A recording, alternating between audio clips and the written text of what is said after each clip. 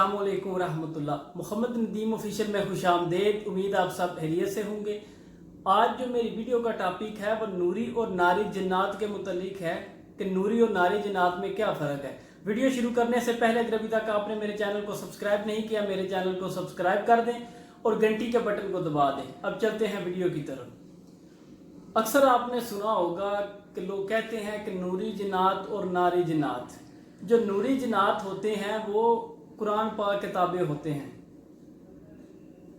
जब भी हम किसी भी पाक कलाम का वजीफ़ा करते हैं चिले के दौरान, फ़र्ज़ कर लें हम सूरह मुज़म्मिल शरीफ का चिला काटते हैं, तो जब हम चिला काटना शुरू करते हैं, एक और मैं आपके इल्म के इजाफे के लिए बात बता दूं कि कुरान पाक का एक हर्फ उसके ताबे 4 मोकिल हैं।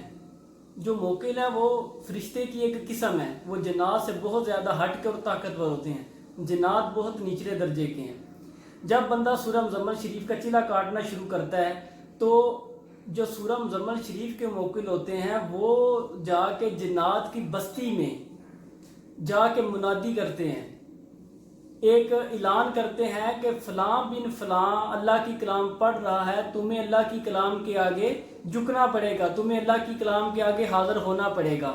जितने दिन बंदा ये पढ़ाई करता है, अगर 40 दिन करता है, तो जब तक जन्नात हाज़िर नहीं होते तब तक मोकिल जाके उनकी बस्ती में ऐलान करता रहता है। ये हो गए नूरी जन्नात जो अल्लाह पाक की कलाम के ताबे हैं, जो इनके दौरान परहेज़ जलाली और जमाली करना पड़ता है।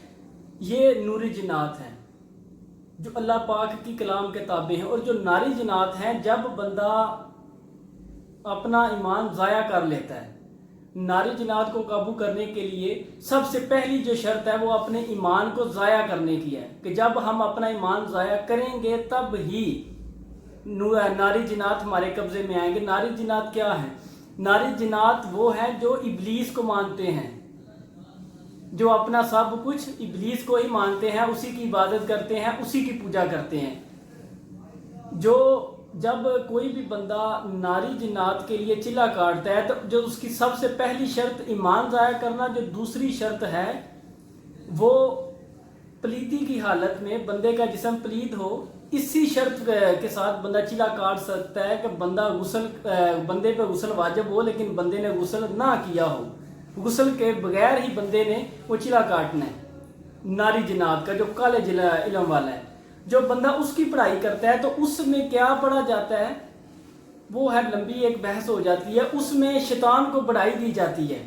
जब शैतान को बढ़ाई दी जाती है तो फिर शैतान अपनी ताकत से अपने जो ताबे फौज है उसमें से किसी भी एक जिन को, किसी भी एक फौज को उस बंदे के पास भेज देता है। जो जब नारी जन्नात और बंदे के दरमियान मुआहदा होता है तो वो क्या मुआहदा होता है? सिर्फ शर का कि मैंने बुरा ही करना है, अच्छा नहीं मैं कर सकता, मुझे अच्छी की इजाज़त नहीं है, कि मैंने बुरा ही करना है। ये नारी जन्नात हैं। तो जो लोग वक्ती पैसों के लिए इस आर्जी दुनिया के लिए अपने ईमान को ज़ाया कर देते हैं, हुकूकुल इबाद की हक तलफी करते हैं, लोगों के साथ जुल्म करते हैं, वो खुदा का खौफ करें, अपने आप को और अपने ईमान को बचाएं।